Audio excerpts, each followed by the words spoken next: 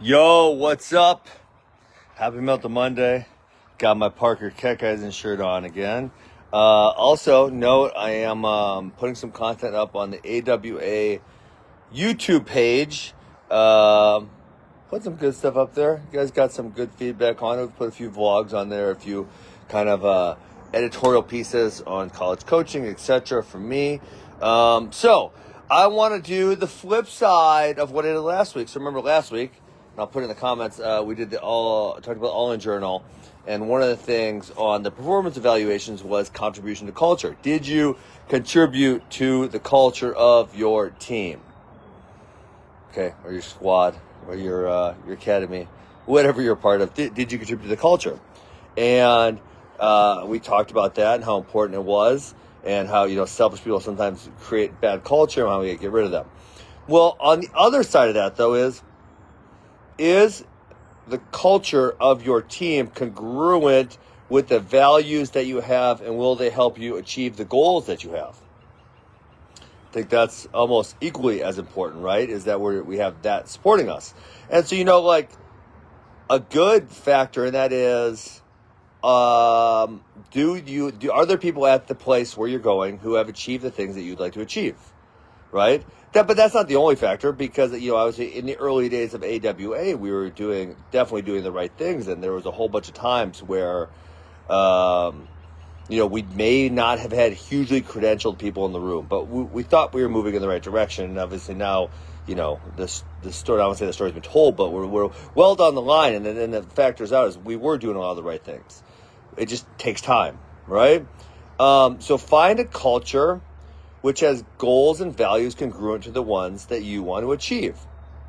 Okay, so what does that mean? So that means you come in the room and you see a Keegan O'Toole or a Mitchell Messenbrink or an Aiden Sinclair, and you can watch the way that they work and how hard they're working and how they're engaged and how they're asking questions and how they're helping others. And you can say, yeah, under a system like that, I can achieve what I want to achieve, right? Because the opposite of it, and I was just talking to a friend today about how, sometimes negative cultures, negative groups, they almost try to hold each other back because there's a certain amount of jealousy, right? There's a certain amount of jealousy that goes along with someone else in your room having success. You think you're working hard, or honestly, maybe sometimes it's because you don't actually want to work hard. And so, if you have the excuse that, oh, no one from here can achieve, then you get that excuse. But if someone else achieves, then you don't get that excuse anymore. Because it's like, well, he made it, why can't I make it?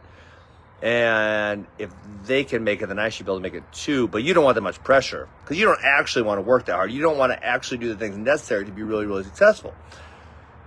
So sometimes in bad cultures, jealousy can create this situation where everyone is kind of trying to hold each other down. I don't know, hold the other people down, where they're, and I've seen this, and the couple of times I've lost my mind the most were where there were certain kids who were giving another kid a hard time for trying to work harder or trying to be better. And it's like, nope, no, not freaking acceptable in this room. And if you do it again, you're not going to be welcome in this room, right? So try to find a room, right? We're talking about wrestling here. So, a wrestling team, a wrestling room, an academy, which has a great culture, which is going to support you in achieving your goals. And one of those are trying to hold other people down, where people are making other people feel guilty for working hard or wanting to achieve great things.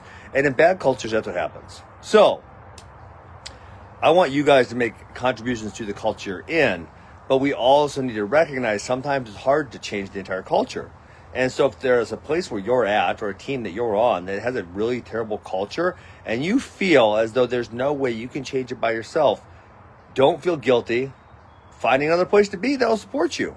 And this is one thing I'm not to get in another topic, but I'm highly in favor of open enrollment, kids changing schools. And, some people are really stuck on, oh, well, they live in this school district. It's almost like as if the kids are property. Because they live in this school district, they have to go to this school. But it's like, well, is the coach doing the things necessary to get that kid to achieve the goals he wants to achieve? And lots of kids, the answer is no. And that's why the kid finds another school district where the coaches are doing the right things, are helping them achieve the necessary goals. And so it makes perfect sense, right? Because the coach should be held liable to working the same way an athlete should be held liable to working hard to achieve goals. So that's all I got for you guys today. Find a culture that helps you succeed. I know that's what we're trying to create at AWA. I'm out of here. Check out the All In Journal. Peace.